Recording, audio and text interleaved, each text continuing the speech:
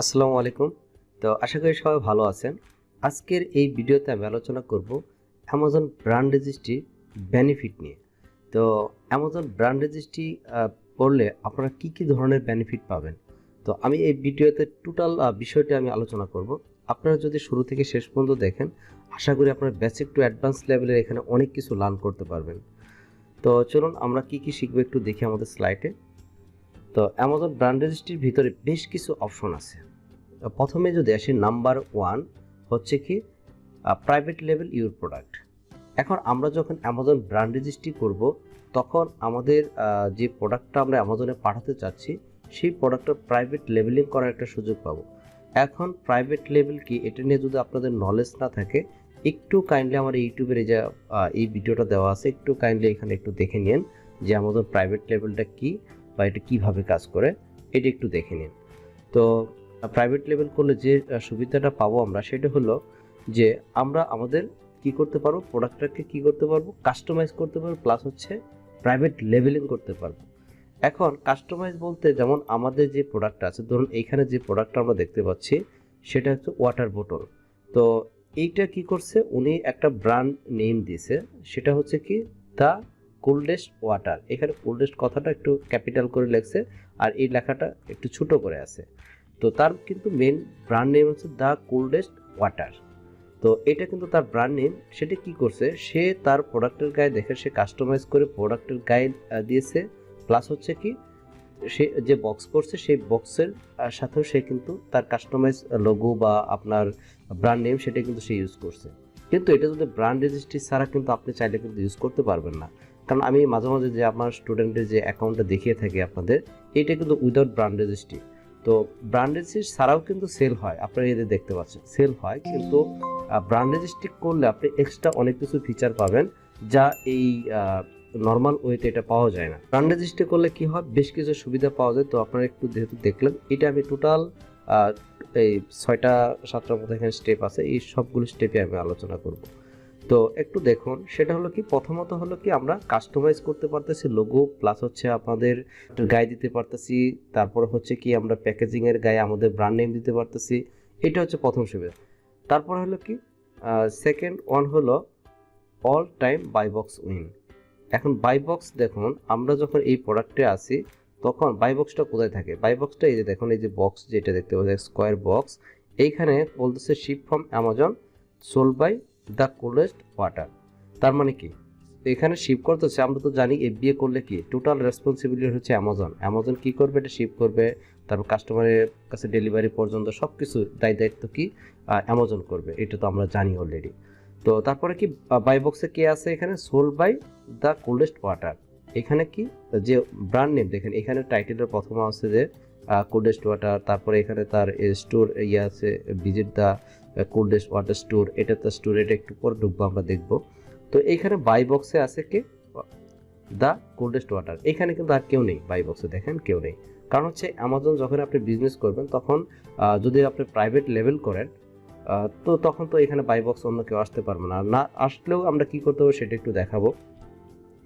তো এইখানে দেখুন বাই বক্সে আছে কি দ্য কোল্ডেস্ট ওয়াটার, উনি কিন্তু বিক্রি করতেছে, এখানে আর কিন্তু কেউ নেই। তো এটা হচ্ছে FBA প্রাইভেট লেভেলিং এর ক্ষেত্রে এটাই হচ্ছে মজা, যে আপনার লিস্টিকে আপনি সেল করবেন, এইখানে আর কেউ এসে সেল করতে পারবে না।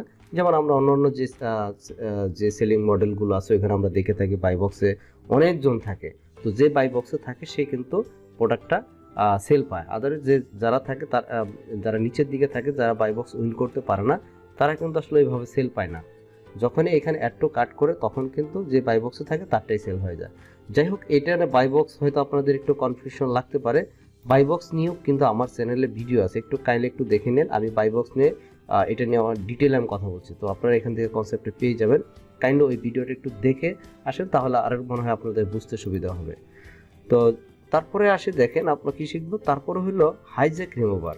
এই যে বললাম, সাপোজ ইন কেস কোনো এক সেলার কি করছে, আমাদের বাই বক্সে এসে, ওই যে আমরা দেখতে পারি 3-4 জন 5 জন 7 জন 10 জন এরকম আছে যে সেল করে, কিন্তু ওইখানে তো পারমিশনের ব্যাপার স্যাপার থাকে, বিধে তারা করতে পারে। তো আমি যেহেতু প্রাইভেট লেভেলিং করতেছি, বা এই লিস্টিংটা যেহেতু প্রাইভেট লেভেলিং, তাহলে তো নিশ্চয়ই এই সেলার তো অন্য কাউকে পারমিশন দেবে না, এটি স্বাভাবিক। এখন কেউ যদি না জেনে বা ইন্টেনশনালি যদি এখানে বাই বক্সে এসে লিস্টিং করে, তাহলে কি করতে পারবো, আমরা কিন্তু তাকে কিক করতে পারবো। কারণ হচ্ছে আমাদের এখানে ওই পাওয়ারটা আছে। যখন তাকে আমরা একটা নোটিশ করব ফার্স্ট টাইম, নোটিশ করার পরে যদি সে না সরে, তখন আমরা ডাইরেক্ট অ্যামাজনকে ক্লেম করে থাকি। যখন অ্যামাজনকে ক্লেম করব তখন কিন্তু অ্যামাজন ওকে নোটিশ করবে, না করলে আর লিস্টিং কিন্তু রিমুভ করে দিবে।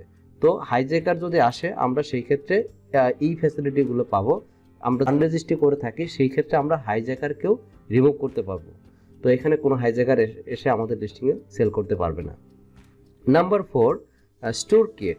স্টোর ক্রিয়েট বলতে এই যে দেখুন, ওনার যে ব্র্যান্ড, ওনার এই ব্র্যান্ড নামে কিন্তু সে একটা স্টোরও ক্রিয়েট করছে। স্টোরটা কেমন হয় একটু যদি দেখি, সেটা হলো যে visit the coldest water store. তো ওনার এইখানে যদি ক্লিক করি, দেখুন স্টোরেজ চলে যাব। দেখুন এইখানে দেখুন ওয়েবসাইটের মতো সুন্দর করে একটা স্টোর ক্রিয়েট করেছে কিন্তু, হ্যাঁ দেখুন খুব সুন্দর করে করেছে। কারণ হচ্ছে এটা যদি ব্র্যান্ড রেজিস্ট্রি ছাড়া এই কিন্তু অপশনটা আমরা পাবো না। তো এই জন্য প্রাইভেট লেভেলের ক্ষেত্রে এই এক্সট্রা ফিচারগুলো থেকে থাকে। এইখানে শুধু এরকম না, দেখুন এই যে মেনু সাবমেনু অনেকগুলো আছে, যেখানে যে আপনি ওয়াটার বোতল ঢুকবেন, এখানে শুধু দেখুন এই যে বিভিন্ন টাইপের বোতলগুলো আছে, এগুলো পাবেন।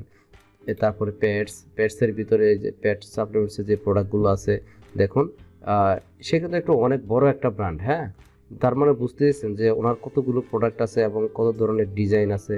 আপনারা যদি স্টোরটাও যদি একটু ভিডিওটা দেখে তারপরে স্টোরটা যদি আপনি ঘুরে বেড়ান, অনেক কিছু লার্ন করতে পারবেন। দেখেন তার কি কি ধরনের প্রোডাক্ট আছে, হ্যাঁ এইখানে কিন্তু সে সব ডেকোরেট করে রাখছে। কাস্টমারকে অনেক সময় কিন্তু ভিতরে ঢুকে তারা কিন্তু পারচেস করে, এরকম কিন্তু অনেক সেল হয়। কারণ এইখানে সহজে অ্যাট এ গ্লান্সে এই সেলার কি কি ধরনের প্রোডাক্ট বিক্রি করতেছে সব কিন্তু এখানে সে স্টোর করে রাখছে এবং এখানে কি ডেকোরেট করে রাখছে। তো একজন কাস্টমার সহজে এখানে বুঝতে পারে সে একটা প্রোডাক্ট কিনতে আসছে, দেখা যায় সে আরেকটা প্রোডাক্ট ভালো লাগছে এই ব্র্যান্ডের, তো সেই ক্ষেত্রে সে এখান থেকে কিন্তু পারচেস করতে পারে। তো যাই হোক, এটা নিয়ে আমি একটু পরে কথা বলতেছি। তারপর হলো কি আপনার নাম্বার 5, এ প্লাস কন্টেন্ট আর ইবিসি।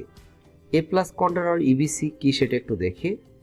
এখন আমরা একটু বেগে যেতে হবে, জাস্ট আমি লিস্টিং ডিটেল পেজে আসি। হ্যাঁ এই প্রোডাক্টের ঠিক নিচের দিকে আমরা চলে যাব, দেখি উনি এ প্লাস কন্টেন্ট, হ্যাঁ এক্স্যাক্টলি উনি দেখুন অনেক লিস্টিংয়ে দেখবেন যে এরকম সুন্দর করে ফিচার ইমেজ বা ডিজাইনেবল ইমেজ দেওয়া নাই, টেমপ্লেটের মতো দেওয়া নাই।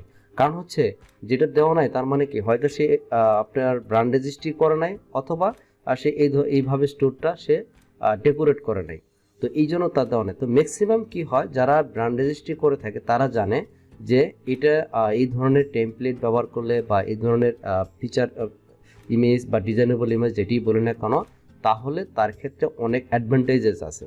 এখন কি কি অ্যাডভান্টেজ সেটি একটু পরে বলতেছি। এটাকেই বলা হচ্ছে মূলত এ প্লাস কন্টেন্ট অথবা ইবিসি। ইবিসি মিনস হচ্ছে ইনহ্যান্স ব্র্যান্ড কন্টেন্ট, এটাকেই বলা হয় এ প্লাস কন্টেন্ট অথবা ইবিসি।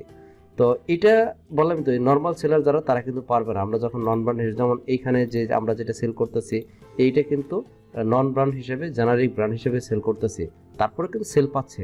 তো আপনি তো হয়তো শুরুতে দেখা যায় ব্র্যান্ডিং এর করতে গেলে একটা ব্যাপার স্যাপার, একটা ক্যাপিটালের ব্যাপার স্যাপার থাকে। তো শুরুতে তো আপনি ব্র্যান্ড রেজিস্ট্রি করবেন না, এটাই স্বাভাবিক। হয়তো আপনি 6 মাস পরে বা 1 বছর পরে গিয়ে আস্তে ধীরে করে নিতে পারবেন, এটা কিন্তু সমস্যা নাই। তো যাদের বাজেট বেশি আছে তাদের ক্ষেত্রে ঠিক আছে, তারা যেহেতু আমরা যারা 1 লাখ অথবা 1.5 লাখ টাকা দিয়ে শুরু করতে চাচ্ছি, সেই ক্ষেত্রে তাদের জন্য নর্মাল আমার সাজেশন থাকবে যে নর্মাল ওয়েতে জেনারিক বা নন ব্র্যান্ড হিসেবে সেল করা।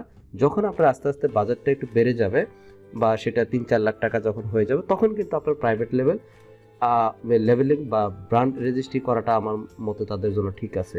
যাই হোক, এটা আমি পরে আলোচনা করব, কেমন বাজেট লাগে কি লাগে সেটা আমি পরে কথা বলবো অন্য একটা ভিডিওতে। এখন আরেকটা যেহেতু টপিক আছে সেটা আমরা কথা বলি। নাম্বার 6 হলো sell velocity increase more than 5 to 10%। তো এটা কিন্তু আমার কথা না, এটা হচ্ছে অ্যামাজনেরই কথা।